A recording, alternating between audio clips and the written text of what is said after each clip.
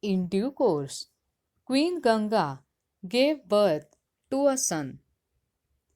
The news of the birth of the son delighted King Shantanu. He gave away his precious necklace as a reward to the maid who had brought the good news and rushed to the Ganga's palace. But he was puzzled to see Ganga going towards the river with the newborn in her arms. He wanted to ask Ganga the reason, but he remembered her condition and kept quiet. Shantanu followed Queen Ganga silently. At the river bank, she turned back and smiled at King Shantanu. Then she put the newborn into the water and let the currents wash it away. It shocked King Shantanu. Queen Ganga returned with a smile of satisfaction on her face. Shantanu watched with unbelieving eyes and remained speechless. A few weeks hence, Shantanu received the news of Ganga again being pregnant. He forgot about the sad fate of the earlier son and prayed for no repetition of the terrible act.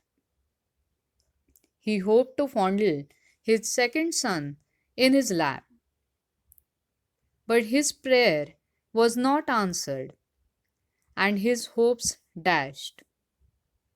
The news of the birth of his second son brought him to Ganga's palace, where he found her again marching towards the river with the infant.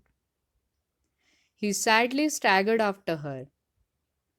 Ganga again let the infant get carried away by the water currents. Shantanu was grief stricken. His eyes shed tears of pain and anguish, but he could not say or do anything, being in the bind. And thus Queen Ganga murdered 7 of her sons, sired by King Shantanu. The king watched, and his heart bled.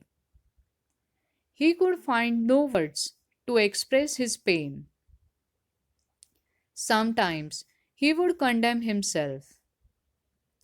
What kind of a king you are? A woman kills your son before your own eyes and you just play dumb witness? What's this cruel game? Shantanu was running out of patience.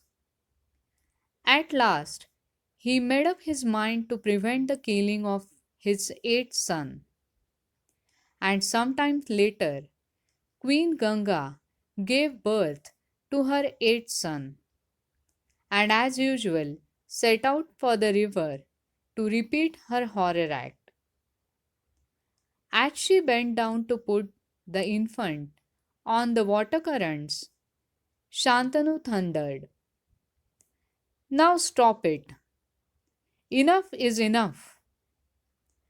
Do you realize that you are murdering my eighth son? Do you want to put an end to my dynasty and deny the kingdom a heir to the throne? Why, oh why?" Queen Ganga withdrew her hands that held the newborn. She straightened up and turned to say, "King, you have broken your promise by intervening. So I must leave you. But before I depart, I shall reveal to you the reason of my act. Dear King, I am Ganga of the heavens. Once sage Vashishta got very displeased with 8 Vasu angels of heaven. He put a curse on them to take birth on earth as human beings and suffer the miseries of human life.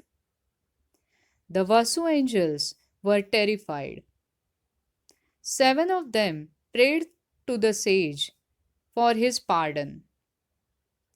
The eighth one remained defiant. The sage pardoned the seven and said, "You will take birth on earth, but shall die immediately after to return to the heavens. You won't live to suffer miseries."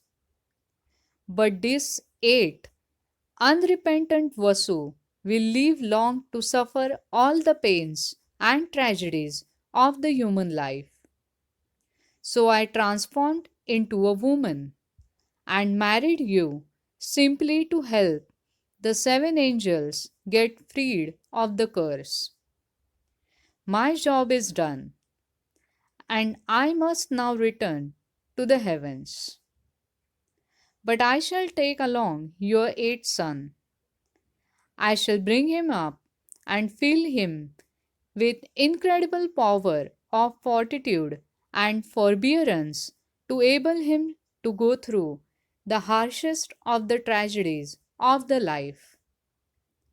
I will return him to you as a young man. So saying, Ganga hugged her son to her bosom and flashed into the skies. King Shantanu stood wonderstruck.